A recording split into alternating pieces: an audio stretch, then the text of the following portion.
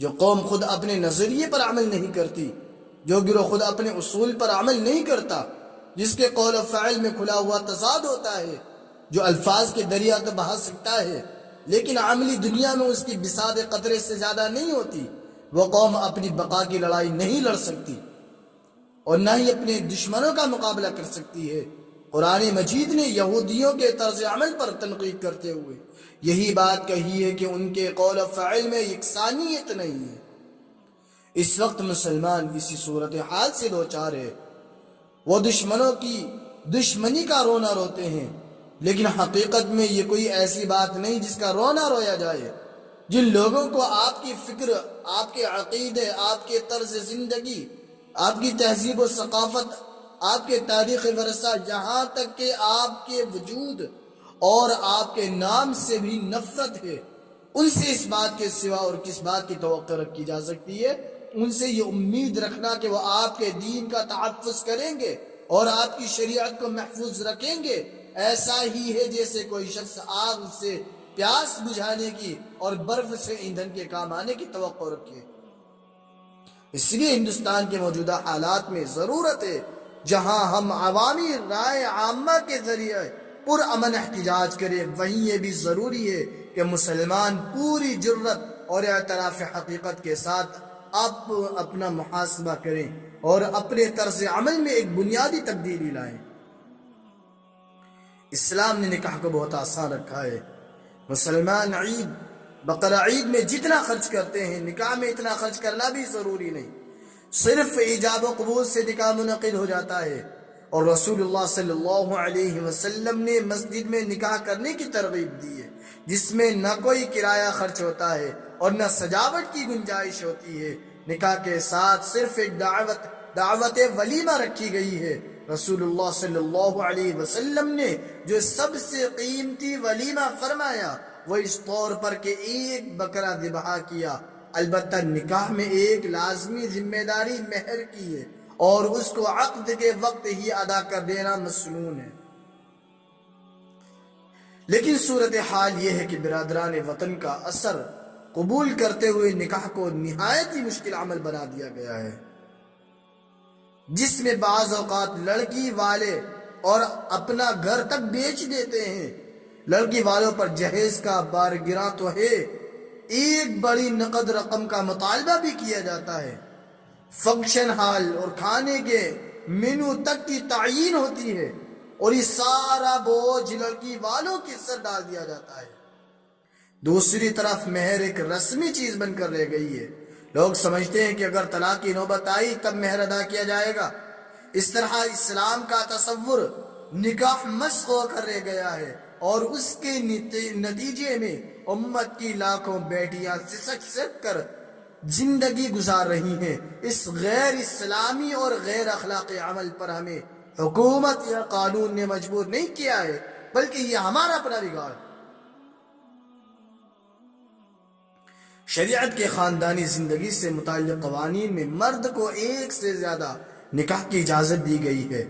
یہ گنجائش اس لیے کہ معاشرے میں اخلاقی پاکیزگی اور صفائی ستھرائی باقی رہے۔ بہت سی دفعہ یہ اجازت ایک سماجی ضرورت بھی بن جاتی ہے، لیکن قرآن نے یہ شرط بھی لگائی ہے کہ شوہر دونوں بیویوں کے درمیان عدل سے کام لے۔ اگر وہ عدل قائم نہ کر سکے تو اس کے لیے دوسرا نکاح کرنے کی گنجائش نہیں۔ کیا یہ حقیقت نہیں ہے؟ وَإِن لَمْ تَعْدِلُوا فَوَاحِدَةً کہ دوسری شادی کے جو واقعات پیش آتے ہیں ان میں 90% واقعات میں دوسرا نکاح کسی ضرورت اور سنجیدہ جذبے کے ساتھ نہیں کیا جاتا، بلکہ پہلی بیوی کو تکلیف پہنچانے کے لیے انتقامی جذبے سے کیا جاتا ہے، اور انصاف کی شرط کو اس طرح بالائے طاق رکھ دیا جاتا ہے کہ ایک بیوی کے ساتھ تو محبوبہ اور معشوقہ کا معاملہ کیا جاتا ہے اور دوسری کو اس طرح زندگی بسر کرنے پر مجبور کیا جاتا ہے کہ نہ اسے بیوی کے حقوق ملتے ہیں اور نہ وہ شوہر کی زندگی سے آزاد ہوتی ہے، اس کو لٹکا کر رکھا جاتا ہے۔ بس اس طرز عمل سے اسلام کی بدنامی ہوتی ہے۔ لوگ یہ نہیں سمجھ پاتے کہ یہ ایک درست حکم کا غلط استعمال ہے، اس لیے وہ خود اسلام کو اس خدا ناتر شخص کی غلطی کا مجرم سمجھنے لگتے ہیں، حالانکہ شریعت نے نہ صرف یہ کہ عدل کی شرط کے ساتھ دوسرے نکاح کی اجازت دی ہے، بلکہ اس بات کو بہتر قرار دیا گیا ہے کہ اگر ضرورت نہ ہو تو ایک ہی بیوی پر اکتفا کیا جائے، ایک بیوی کی موجودگی میں بلا ضرورت دوسرا نکاح کرنے سے گریز کیا جائے۔ نکاح کا رشتہ محبت و سکون کا رشتہ ہے تاکہ شوہر و بیوی پرسکون زندگی گزار سکے۔ اسی رشتے سے نسل انسانی کا بقا اور خاندانی نظام کا استحکام متعلق ہے۔ اسی لیے شریعت کا منشا یہ ہے کہ جب ایک بار رشتہ نکاح قائم ہو جاتا ہے تو اسے استوار رکھا جائے اور حتی المقدور اس کو ٹوٹنے سے بچایا جائے۔ شوہر کی طرف سے رشتہ نکاح کے ختم کر دینے کو طلاق کہتے ہیں، اور بیوی کے مطالبے پر شوہر کے رشتہ ختم کر دینے کو خلا۔ شریعت میں طلاق کو بھی ناپسند کیا گیا ہے، یہاں تک کہ اس کو تمام جائز چیزوں میں سب سے زیادہ مبغوض اور ناپسندیدہ قرار دیا گیا ہے۔ آپ صلی اللہ علیہ وسلم نے اس عورت پر بھی لعنت بھیجی ہے جو کسی نامعقول سبب کے بغیر خلع کا مطالبہ کرے۔ پھر اگر طلاق دینی ہی پڑے تو ایک اور زیادہ سے زیادہ دفعہ، بس 2 دفعہ دینی چاہیے۔ ایک ساتھ 3 طلاقیں دینا سخت گناہ ہے۔ اس سے قطع نظر ایک مجلس کی 3 طلاقیں 3 شمار کی جائیں گی یا ایک، اس بات پر تمام ہی اہل علم متفق ہیں کہ ایک ساتھ 3 طلاق دینا گناہ ہے۔ آج کل تو بیوی سے تھوڑی سی لڑائی ہوئی، بس پٹ کر کے ایک سانس میں جنے کتنی طلاق ہے، تجھے طلاق طلاق طلاق طلاق۔ اور جب غصہ ٹھنڈا ہوتا ہے پھر مفتی صاحب کوئی حل نکال دو، مفتی صاحب دیکھیں کوئی حل ہوگا۔ وقت کا بھی معلوم ہے کہ کتنی منٹ ہو رہی تھی، یہ بھی معلوم ہے کون کون تھا، لیکن یہ معلوم نہیں کہ طلاق کتنی دی ہے، طلاق بھول گیا۔ لیکن مسلم سماج میں طلاق کے واقعات کا جائزہ لیا جائے تو 90% طلاق کے واقعات غصہ، وقتی رنجش یا شوہر کے رشتہ داروں کی طرف سے چڑھانے اور اکسانے کی بنا پر پیش آتے ہیں، اور اس سے بھی بڑا ستم یہ ہے کہ بہت سے واقعات میں ایک ساتھ 3 طلاقیں دے دی جاتی ہیں۔ اسی طرح عورتوں کی طرف سے خلا کے مطالبات بعض دفعہ بہت ہی معمولی اسباب اور قوت برداشت کی کمی کی بنا پر کیے جاتے ہیں۔ مسلمانوں کا یہ عمل برادران وطن کے درمیان اسلام کی غلط تصویر پیش کرتا ہے، لیکن یہ بھی ایک حقیقت ہے کہ ہمارا سماج ہی اسی کے لیے بنیاد فراہم کرتا ہے۔ شریعت اسلامی نے مرحومین کے ترکے کی تقسیم کا ایک جامع، مربوط اور عادلانہ نظام پیش کیا ہے۔ اس میں کچھ رشتہ دار وہ ہیں جو اصحاب الفروض کہلاتے ہیں۔ یہ وہ حضرات ہیں جن کے حصے خود قرآن مجید میں پوری صراحت و وضاحت کے ساتھ بیان کیے گئے۔ ان میں بیٹوں کے ساتھ بیٹیاں بھی ہیں، شوہروں کی طرح بیویاں بھی ہیں، اولاد کی طرح ماں باپ بھی ہیں، لیکن صورتحال یہ ہے کہ ہمارے معاشرے میں اس تقسیم پر بہت کم عمل کیا جاتا ہے۔ اکثر و بیشتر ماں باپ کے ترکے پر بیٹے قبضہ کر لیتے ہیں، یعنی اپنی بہنوں کو ان کے حق سے محروم رکھتے ہیں۔ بعض دفعہ خود والدین کی بھی یہی سوچ ہوتی ہے کہ مکان، کاروبار، زمیندار گھرانوں میں زرعی اراضی پر بیٹیوں کے وہ حق نہ دیا جائے، انہیں تھوڑا بہت نقد رقم دے دیے کر کہلا دیا جاتا ہے کہ ان کی شادیوں پر پہلے کافی اخراجات ہو چکے ہیں۔ اسی طرح مرنے والے کا پورا ترکہ لڑکے آپس میں تقسیم کر لیتے ہیں، ماں باپ کا حصہ نہیں دیتے اور کہہ دیا جاتا ہے کہ ماں کی پرورش کے لیے ہم لوگ کافی ہیں، اب انہیں ترکے میں حصے کی کیا ضرورت ہے۔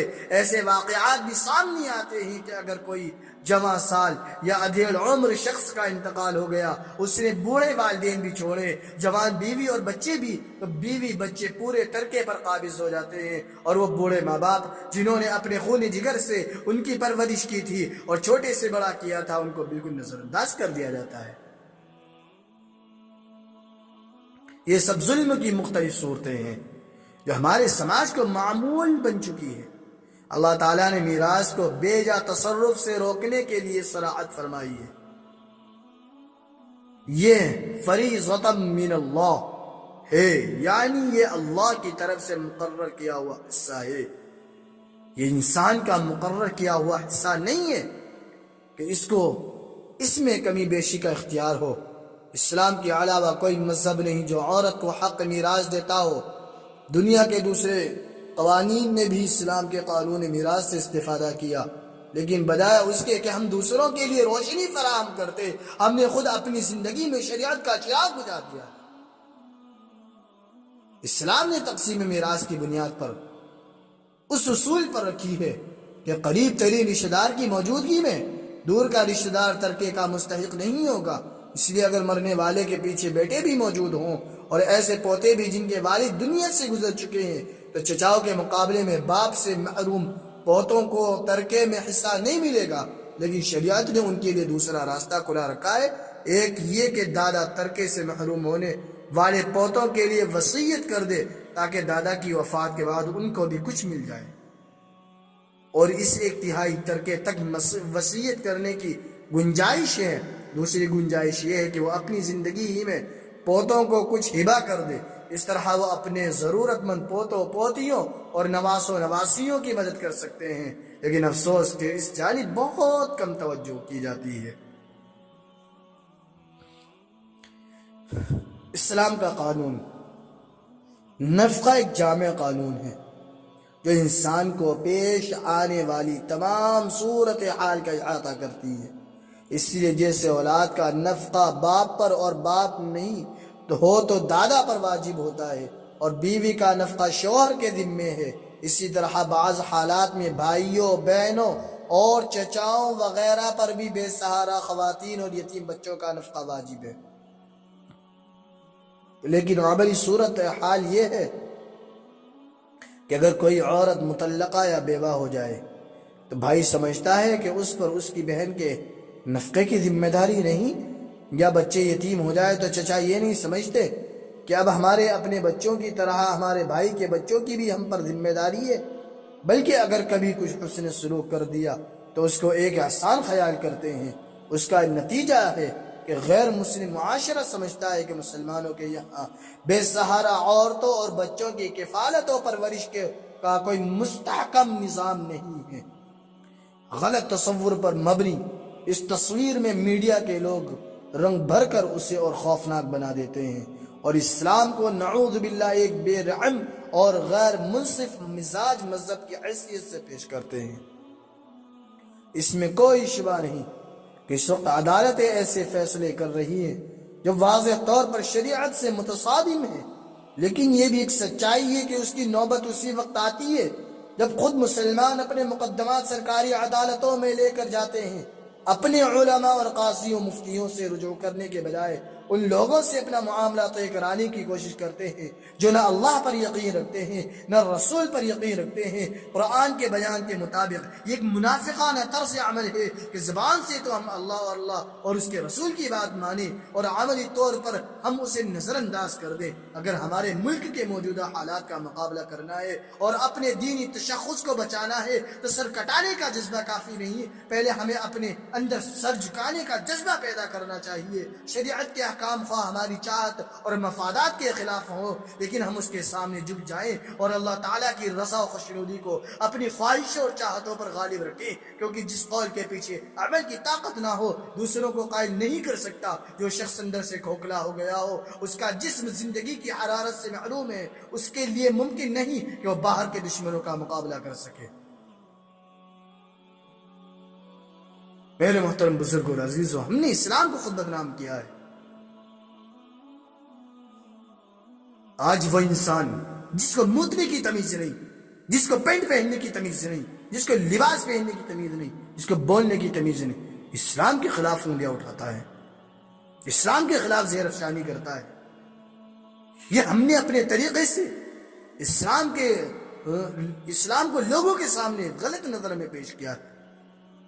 یہ غیر مسلم قرآن نہیں پڑھے گا کیونکہ قرآن نہیں مانتا، وہ حدیث نہیں پڑھے گا کیونکہ نہیں مانتا وہ۔ اگر آپ اس کو تبلیغ کرنا چاہتے ہیں تو آپ اپنے اندر اسلامی قانون کو نافذ کریں، اور پھر اس قانون کو لے کر کے آپ جب ایک کسی غیر مسلم کے سامنے پیش ہوں گے، جب وہ آپ کے طرز عمل کو دیکھے گا، جب وہ آپ کے اخلاق و کردار کو دیکھے گا، جب وہ آپ کے طور طریقے کو دیکھے گا، جب وہ آپ کے لہجے کو دیکھے گا، تو پھر وہ فریفتہ ہوگا، وہ آپ کے قرآن اور آپ کی کتاب نہیں پڑھے گا۔